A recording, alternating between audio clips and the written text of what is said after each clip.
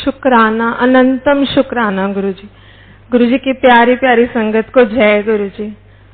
मेरा नाम ईशा है, मैं गुरुजी की बेटी हूँ and I am so blessed to be his daughter. मैंने सत्संग पहले कभी शेयर नहीं किया ऐसे, तो अगर मुझसे कोई भूल हो जाए तो मुझे माफ करना। मेरी जर्नी 4 साल पहले शुरू हुई थी। मेरी कजन गुंजन मुझे जलंधर मंदिर ले गई थी। तब मैं गुरुजी के बारे में कुछ नहीं जानती थी। ऐसे ही उसने कहा यहाँ एक गुरुजी का मंदिर है, तुम चलो। तो मैं चली गई। वहां जब गई तो बहुत अच्छा लगा, वहां का ऑरा बहुत अच्छा था। मुझे ऐसा लगा कि उस चेयर पे ना कोई बैठा है, बट पहली बार गई थी, कुछ जानती नहीं थी। वापस आ गए, चाय प्रसाद पिया, वहां से वापस आ गए। 2 साल कोई कनेक्टिविटी नहीं हुई, कभी नहीं पूछा कि कहाँ गई थी, गुरुजी कौन है, किसी कार पे नहीं पड़ा, कभी नहीं देखा। 2 साल बाद फेब में पापा के घर सत्संग हुआ, वहां से मेरी जर्नी स्टार्ट हुई, रियल जर्नी जिसको कहते हैं। जुड़े तो पता नहीं कितने जन्मों से हैं, पर जब से जाना तब से 2 साल। तो जब मैंने वहां दरबार में एंटर किया, मैंने वहां गुरुजी को एक झलक बैठे हुए देखा, तो मुझे तो कुछ हो गया। मैंने सोचा कि जो इंसान है ही नहीं वो दिखाई कैसे दे रहा है, वो पूरा साक्षात दिखाई कैसे दे सकता है। तो वो पूरे 2 घंटे का सत्संग में मैं सिर्फ यही सोचती रही। और कुछ फर्स्ट टाइम की जर्नी थी तो इतनी नॉलेज भी नहीं थी कि गुरुजी क्या है, कौन है। तो फिर घर आ गए, तो घर आके यूट्यूब पे सर्च करना शुरू कर दिया। गुरुजी के बहुत सारे सत्संग देखे। जब भी सत्संग देखती थी सिर्फ रोती थी, बहुत रोती थी। अब तो ऐसे हो गया था, घर में रूम से बाहर निकलती थी तो सब पूछते थे सत्संग सुन के आ रही है। तो 10 दिन 15 दिन ऐसे ही बीत गए। तो मैंने गुरुजी को कहा, मैंने कहा गुरुजी अगर मैं आपसे जुड़ रही हूँ, आपकी संगत बन रही हूँ, तो इतना रो क्यों रही हूँ। तो ऐसे ना अंदर से एक आवाज आई, कमांडर अंकल ने पूछ। तो मुझे नहीं पता था कि गुरुजी बात करते हैं, कोई टेलीपैथी होती है, पर मुझे फिर भी लगा पता नहीं मेरी आवाज है जो मुझे सुनाई दे रही है। तो मैंने अपने पापा को कॉल करके बोला, मैं कहा आप कमांडर अंकल का नंबर दे सकते हो मुझे। उन्होंने मुझे अंकल का नंबर दिया। मैंने अंकल को फोन किया, मैंने कहा अंकल मुझे नहीं पता गुरुजी बात करते कि नहीं, पर एक आवाज सुनाई देती है, कमांडर अंकल ने पूछ ले। तो अंकल से मैंने पूछा मैं इतना रो क्यों रही हूँ, मतलब I don't want to cry but I am still crying. तो अंकल ने कहा वैसे तो गुरुजी की संगत कभी ना रोए, पर शायद आपने जन्मों से अपनी फीलिंग्स किसी के साथ शेयर नहीं किए, शायद इसलिए आप रो रहे हो। वो आंसर भी गुरुजी का ही होगा जो अंकल के थ्रू मुझे मिला। वहां से मेरी जर्नी बढ़ी। बस धीरे धीरे धीरे धीरे मेरा रोना जरूर कम हो गया, पर मुझे गुरुजी की तरफ मेरी जर्नी बढ़ने लग गई। तो जैसे जैसे मैं यूट्यूब पे बहुत सत्संग सुनती रहती थी, सब कुछ था, तो मुझे एक दिन लगा कि क्यों ना गुरुजी का एक स्वरूप मैं अपने घर ले आऊं। गुरुजी मेरे घर भी आए। तब तक ये जान लिया था कि गुरुजी का स्वरूप गुरुजी का खुद आना है। तो 3 जुलाई को गुरुजी को दिल्ली से यहाँ स्वरूप बना और मेरे घर पहुंचा। जब गुरुजी आए तो उन्होंने मुझे इतना ब्लेस किया, अमृत वर्षा हुई, जिसके बारे में सिर्फ यूट्यूब पे देखा था और सुना था, अपनी आंखों से नहीं देखा था। जैसे ही हलवा प्रसाद का भोग लगा, वहां उनके मुंह पे तिलक, वहां पर त्रिशूल बन गया, नीचे जितने पेटल्स थे रोजेस से ओम बन गया। तो बहुत खुशी हुई कि गुरुजी मेरे घर आ गए। तो 4th को नेक्स्ट डे मेरे हाथ में ना एक नर्व चलने लगी, तो मैं बहुत डर गई। मैंने कहा पता नहीं मुझे क्या होने वाला है। तो मैंने गुरुजी को कहा, मैं कहा गुरुजी 7th को आपका बर्थडे है, आपका बर्थडे होने दो, फिर कुछ हो जाए। पर ये पता नहीं क्या चीज है, सबको दिखाया घर में, तो सब बोल रहे डॉक्टर को दिखा लो। तो मैंने एक ना वीडियो बना लिया उसका, तब पता नहीं था कि मुझे लगा ये बंद हो गया तो मैं डॉक्टर को क्या दिखाऊंगी। तो पूरा दिन वो चलता रहा, बड़ी परेशान होगी, पता नहीं क्या हो रहा है। तो नेक्स्ट डे वो बंद हो गया। और जब बंद होने से थोड़ी देर पहले मुझे एक आवाज सुनाई दी, जब टैटू बनवाने तो दर्द नहीं होता, जो मेरा ओम बन रहा है तो तेन दर्द हो रहा है। तो मुझे समझ आ गया कि कुछ तो है। तो मैंने अपने हाथ में देखा तो वहां एक पूरा ओम बन गया जो आज भी है। गुरुजी ने मुझे मेरे हाथ में ही ओम ब्लेस कर दिया। इससे प्यारी ब्लेसिंग मुझे नहीं लगता मुझे कभी मिल सकती है। वैसे मेरी जर्नी तब से और बढ़ती चली गई। फिर 7th को गुरुजी का बर्थडे आया, तो मैंने गुरुजी के बर्थडे पे सोचा था चाहे हम फैमिली के 4 लोग बैठे, चाहे हम थोड़े से लोग और हों, पर दरबार बहुत सुंदर होगा। बहुत सुंदर दरबार बना। तो दरबार में वही ह्यूमन नेचर होती है ना, मांगने की आदत नहीं जाती।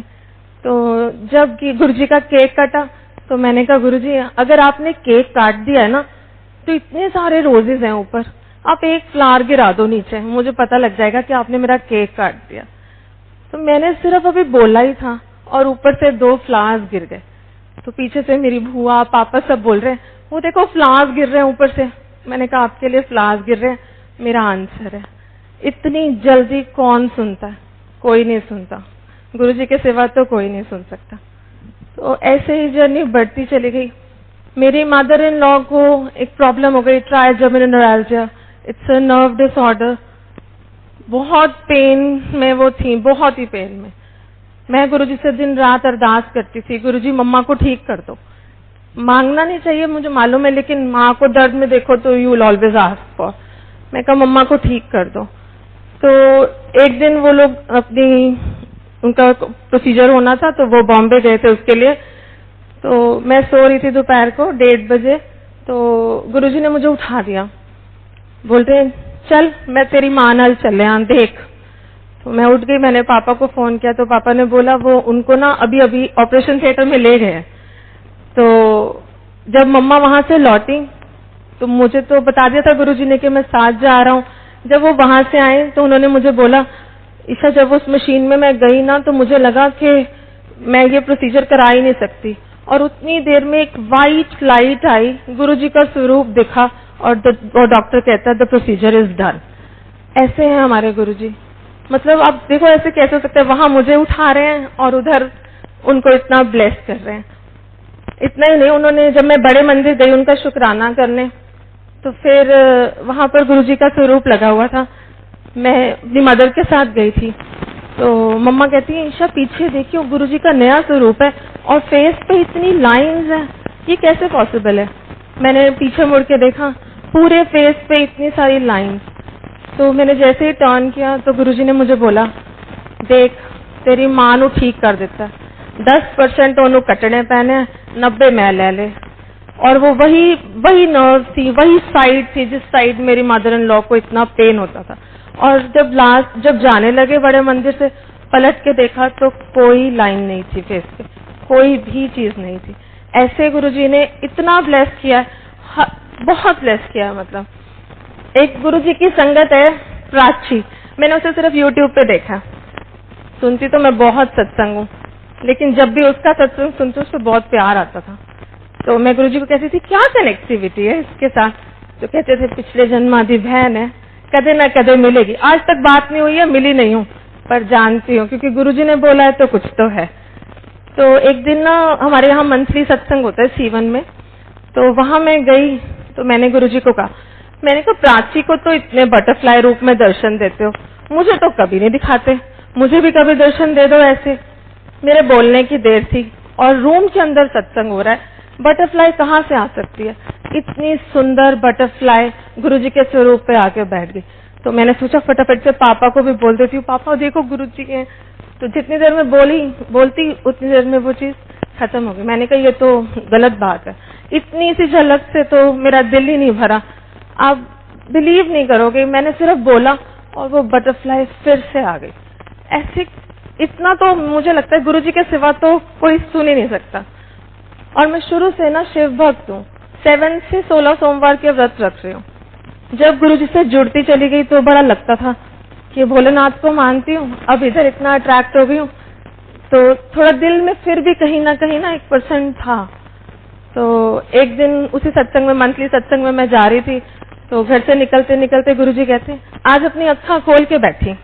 तो मैंने सोचा मेरी नींद का टाइम तो है नहीं, पता नहीं क्यों कह रहे हैं ऐसे। तो मैं वहां गई, मुझे इतनी नींद आ रही थी, इतनी नींद, पता नहीं जैसे गुरुजी ने क्या कर दिया। मैं कहा गुरुजी यहाँ पर ऐसे मत सुलाओ। तो जैसे ही मैंने गुरुजी के स्वरूप की तरफ देखा, वो गुरुजी का स्वरूप गुरु नानक देव जी का स्वरूप बन गया। 10 बार 15 बार जितनी बार मैंने आंखें बंद करके खोली, वो गुरु नानक देव जी का ही था। उसमें गुरुजी की झलक नहीं दिख रही थी। थोड़ी देर बाद दूसरे स्वरूप की तरफ देखा तो वहां पूरे मत्थे पर भोलेनाथ नजर आ रहे थे। फिर शिवलिंग नजर आ रहा था। मुझे लगा पता नहीं नींद आ रही है या वहम हो गया। मेरी मदर साथ बैठी थी। 2 घंटे बाद जब सत्संग खत्म हुआ, मैं कहा मम्मा आपने आज गुरुजी के मत्थे पे कुछ देखा है? कहते 2 घंटे से बैठी हूँ, एक शिवलिंग नजर आ रहा है। तो एक आवाज आई, जिन्हू मंदी है वही मैं हाँ, तो फिक्र ना कर मैं ही तेरा शिव हाँ। इतना क्लियर आंसर मुझे उन्होंने दे दिया। उसके बाद कभी टर्न ही नहीं किया, कभी सोचना ही नहीं पड़ा कि कहीं और हूँ। अभी नवरात्रे थे तो मैंने व्रत रखने अब छोड़ दिए। पहले रखती थी सोमवार के, अब छोड़ दिए जब से गुरुजी से जुड़े। वो कहते थे कि रख सको तो रखो, ना रख सको तो मत रखो। तो नवरात्रे पे मैंने गुरुजी को रोज तिलक करती हूँ। तो जैसे ही तिलक किया उस पे माँ लिखा गया अपने आप। तो मैंने कहा इतना क्लियर माँ, मैंने अपनी कजन को पिक्चर्स भेजी, सबको भेजी, सारे कहते हैं तो माँ लिखा है। तो मैंने वो पूरे नवरात्रे वो तिलक चेंज नहीं किया और नवरात्रे के व्रत भी रखे और जोत भी जलाई, लेकिन जोत गुरुजी के आगे ही जलाई। मेरी माँ भी वही, मेरा प्यो भी वही। मैंने गुरुजी एक तरफ जुड़ लिया है, मतलब गुरुजी से ऊपर मुझे तो लगता नहीं दुनिया में कुछ है। और कहते हैं गुरुजी के ड्रीम्स में आना गुरुजी का सच में आना होता है। मुझे गुरुजी ने 3 बार ड्रीम्स दिखाए। पहला ड्रीम, मेरी बेटी है 6 इयर्स की, उसके स्टमक में बहुत पेन रहता था। तो हमने एक दिन उसको पटियाला दिखाने जाना था। तो जिस दिन जाना था उससे 1 रात पहले मुझे ड्रीम आता है गुरुजी का। गुरुजी बैठे हैं और इनायत को अपनी लैप में रखा हुआ है और मेरा सपना खत्म हो जाता है। मुझे समझ आ जाती है कि गुरुजी ने इनायत को ब्लेस कर दिया। नेक्स्ट डे हम गए दिखाने, अल्ट्रासाउंड हुआ, एक्सरेज हुए, रिपोर्ट्स बिल्कुल नॉर्मल, क्योंकि वो ऑलरेडी ब्लेस कर चुके थे। दूसरा सपना आया मुझे मेरी मदर इन लॉ का। जब ये गुरुजी का जो मैंने आपको बताया उससे पहले मैंने देखा घर में सब रो रहे हैं, सब रो रहे हैं, सब कपड़े वाइट पहने हैं और वहां मेरी मम्मा की डेड बॉडी पड़ी है। तो मैं डर गई, मैंने कहा ये पता नहीं क्या हो गया। तो उधर से गुरुजी नजर आते हैं और बोलते हैं जा तेरी माँ नू लाइफ ब्लेस कर देती। कौन दे सकता है लाइफ? रब के सिवा कोई नहीं दे सकता। मुझे मालूम है हमें उन्होंने क्या दे दिया। वी कैन नेवर बी, हम इतना थैंकफुल है उनके लिए, मैं बता भी नहीं सकती। सारी जिंदगी शुक्राना करें तो कम है। थर्ड सपना देखा, मैं इंस्टाग्राम पे हमेशा देखती थी, एक कपल है, उसमें एक गर्ल एज अ ब्राइड है और उसको गुरुजी तिलक कर रहे हैं अपने हाथ से। मैं कहती थी कितनी लकी है, इसकी मैरिड लाइफ कितनी अच्छी होगी ना, जिसको गुरुजी ने खुद अपने हाथ से तिलक कर दिया। और फिर देखती थी कि लोग चरण सेवा करते हैं, सोचती थी कितनी अच्छी और कितनी लकी है वो पुरानी संगत जो गुरुजी की चरण सेवा कर पाई। उस दिन सपना आया वेरी अर्ली मॉर्निंग, वहां गुरुजी बैठे हुए हैं, बहुत थोड़ी सी संगत है, तो गुरुजी की चरण सेवा कर रहा है कोई। मैं धीरे से पास जाके बोलती हूँ गुरुजी मैं कर लूं? तो कहते हाँ कर ले, मतलब बहुत प्यार से नहीं पर कहते कर ले। तो मैंने थोड़ी देर चरण सेवा की, फिर एक डब्बी उठाई, उन गुरुजी ने तिलक लिया और मेरे मत्थे पे लगा दिया और मेरा सपना खत्म हो गया। गुरुजी से सिर्फ मैंने एक दिन अरदास की थी कि काश ऐसा हमारे साथ भी होता, और देखो उन्होंने मुझे ड्रीम में वो सब कुछ दे दिया जो मैंने सोचा। मेरे पास सत्संग बहुत है, बहुत ही है डेली का एक सत्संग है। अब तो गुरुजी के नाम से ही दिन की शुरुआत होती है और गुरुजी के नाम पे ही खत्म होती है। मैं गुरुजी से एक चीज हमेशा मांगती हूँ कि मुझे ना संगत जोड़ने की सेवा बख्शना। हमेशा जब से मैं जुड़ी हूँ मैं हमेशा यही कहती हूँ कि मुझे आपके गुणगान गाने का मौका मिले। एक दिन जब मैं देखती हूँ यूट्यूब सब सत्संग कर रहे हैं तो मेरे दिमाग में थॉट आया, मैं कहा मैं कभी कैमरा फेस करूंगी, मैं गुरुजी का गुणगान कभी ऐसे कर पाऊंगी। और दिन very next day commander uncle का मुझे फोन आता है, कहते हैं आप एनुअल सत्संग होगा गुरुजी का 25 को और आप वहां सत्संग करेंगे। मैंने कहा गुरुजी ऐसे तो कैसे मैं आपका शुक्राना करूँ ना, मतलब एक पल भी नहीं लगता और ऐसे हो जाता है। और जिस दिन अंकल का फोन आया तो देखो मानते सब हैं, घर में भी सब मानते हैं, लेकिन वही गुरुजी भी कहते थे ना एडमिशन सबका हो जाता है, फिर क्लास वो डिसाइड करते हैं। ऐसे ही तो मैंने पापा को बोला पापा आप हम दोनों तो जा रहे हैं मम्मा पापा, काश मेरे अंकल भी साथ चले ना, किसी दिन ऐसा आए कि हिमांशु खुद कहें कि मैं भी चलूं। एंड नेक्स्ट मॉर्निंग, ये तो मैं अपने पापा से रात को बोल रही थी और गुरुजी से अरदास कर रही थी। नेक्स्ट मॉर्निंग चाय पीते सुबह वो मुझे बोल रहे हैं क्या मैं भी चल सकता हूँ? I was like my god guruji, इससे ज्यादा खुशी तो मुझे कभी नहीं मिल सकती। And today is here. I am really thankful to guruji for everything. बहुत बहुत शुक्राना है। मतलब मेरी बुआ, चाचा के घर, पापा के घर, गुरुजी ने मुझे बोला अपने पापा के घर तूने दरबार बनाना है, सब कुछ तू करेगी। मैंने हर चीज किया, दरबार बना है वहां बहुत सुंदर। और हमेशा मैं ही चेंज करने जाती हूँ गुरुजी का चोला। जब भी चेंज करने जाती हूँ एक बटरफ्लाई वहां एंट्रेंस पे मिलती है हर बार। 6 महीने 8 महीने जितने महीने भी हो चुके हैं, मैं जब भी जाती हूँ एक बटरफ्लाई आती है, ऊपर से निकलती है, फिर हम दरबार में वो चोला चेंज करते हैं। कभी नहीं हुआ कि ऐसा ना हुआ हो।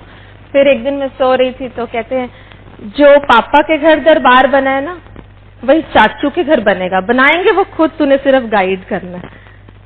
फिर वहां पर जब मैंने पापा के घर के लिए चेयर सिलेक्ट की थी तो वहां 2 चेयर्स थी, तो मैंने उनको बोला था नहीं एक ही चाहिए मुझे।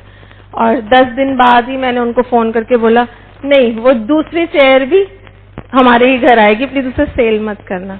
गुरुजी एक एक पल आपको गाइड करते हैं, एक एक पल। और जैसे मैंने कहा संगत जोड़ने की सेवा मांगी है, तो ऐसे ही संगत जुड़ रही है। हमारा छोटा सा शहर है कैथल, शायद गुरुजी के बारे में बहुत कम लोग जानते थे, और अब वहाँ सत्संग भी होते हैं। अभी रिसेंटली मैं 1 हफ्ता पहले एक सत्संग अटेंड किया अपनी फ्रेंड के घर ही, जिन्होंने मेरे घर ही सबसे पहले अटेंड किया था। उनके घर हलवा प्रसाद का भोग लगा, जैसे ही भोग का वो डब्बा खोला ओम दर्शन हुए, सारी संगत ने किए ओम दर्शन। चाय का भोग लगा, चाय का कप के ऊपर इतने सुंदर ओम दर्शन।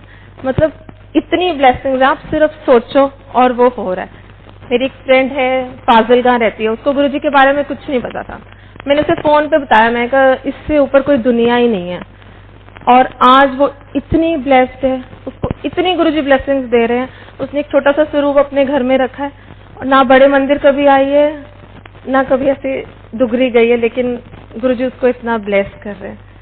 गुरुजी बहुत ब्लेस करते हैं, बहुत सारी ब्लेसिंग्स हैं। Thank you Guruji.